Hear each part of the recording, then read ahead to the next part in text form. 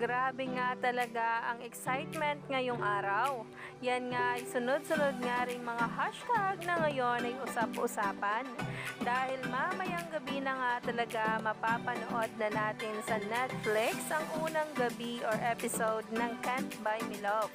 Na talaga nga naman ngayon ay nagtitrending na. Ayon pa nga sa post sa Twitter, it's D-Day.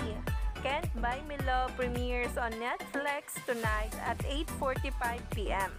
I Want TFC tomorrow, Kapamilya Channel, Kapamilya Online Live, Jeepney TV, TFC A to Z and TV5 on Monday, October 6.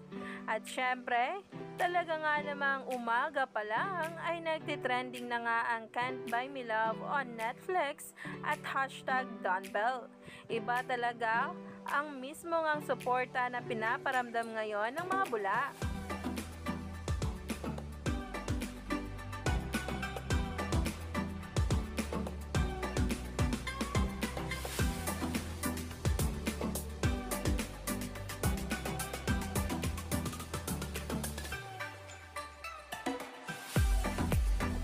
Kaya naman, stay tuned lang tayo sa bawat paayuda at mga ilalabas pa ngang mga litrato nila na talaga nga namang nagpapa-excite sa marami.